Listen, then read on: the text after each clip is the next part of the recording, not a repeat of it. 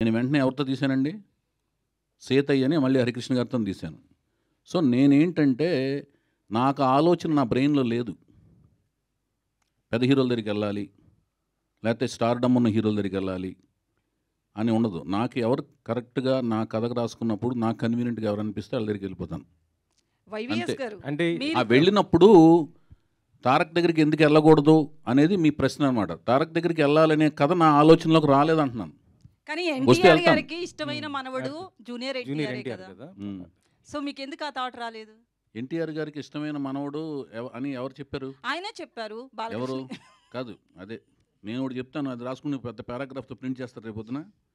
చెప్పండి. అట్లా కాదండి, నేను చెప్పేది అది కాదు. ఎన్టీ రామారావు గారికి ఇష్టమైన మనవడు అంటే మిగతా మనవాళ్ళు ఇష్టం లేదనా?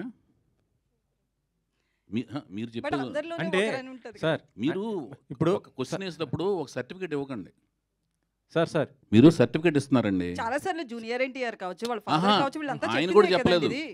ఎన్టీ రామారావు గారు జూనియర్ పబ్లిక్ గా ప్రెస్ మీట్ లో చెప్పలేదు, ఒక నిమిషం అండి. తారక్ గారు కూడా చెప్పలా. ఏది, రామారావు గారికే నేను ఇష్టమైన మనవాడిని, నేను ఒక్కడనే ఇష్టమైన మనవాడిని. ఎన్టీ రామారావు మీరు అడిగిన క్వశ్చన్ ఏంటంటే ఎన్టీ రామారావు గారికే ఆయన ఇష్టమైన మనవాడు అన్నారు. అది మీరు స్ట్రెస్ చేశారు. ఆయన ఒక్కడే ఇష్టమైన మనవాడు కాదు, ఎన్టీ రామారావు గారికి అందరూ సమానమే.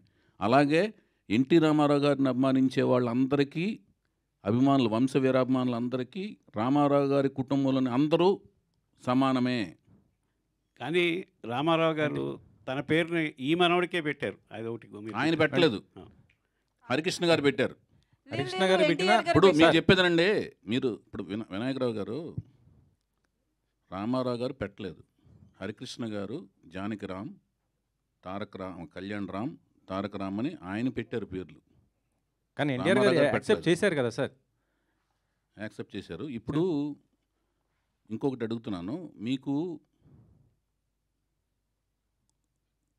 న్యూ టాలెంట్ రోర్ సెట్ అనే ఒక సంస్థ స్థాపించి ఒక ప్రొడక్షన్ చేయబోతున్నా. దానికి సంబంధించిన ప్రశ్నలు కావాలా, రామారావు గారి ఫ్యామిలీకి సంబంధించిన దీనికి సంబంధించి నేను అడిగింది ఏంటంటే, ఒక్క నిమిషం అండి, హీరోలు అందరూ ఇంట్రొడ్యూస్ చేసినప్పుడు ఒక నిమిషం చేశారు, నేను అడిగాను సార్. ఒక్క నిమిషమేనండి, నేను ఎందుకు చేయలేకపోయినా చెప్పాను. రామారావు గారి ఫ్యామిలీకి సంబంధించిన వాళ్ళ ఇంట్లోని సంబంధించిన కుటుంబానికి సంబంధించిన విషయాలు, దాంట్లో ఉన్న ఇండివిజువల్ డీటెయిల్స్ అవన్నీ మీకు కావాలంటేనేమో అది వేరే రకమైన డిస్కషన్ పెట్టుకుని దానికి సంబంధించిన వ్యక్తులు సమాధానాలు చెప్తారండి. నేను ఇండివిజువల్ అడగలేదు, మీరు ఎందుకు మిస్ చేశారో నేను అడిగాను. ఎందుకంటే మొత్తం నందమూరి హీరోస్ ఎక్కువ చేసింది మీరే.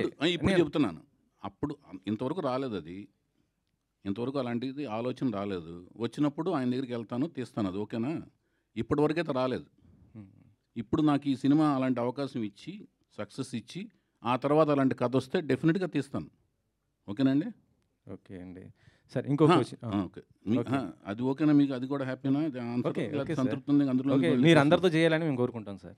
అదే అమ్మయ్య చౌదరి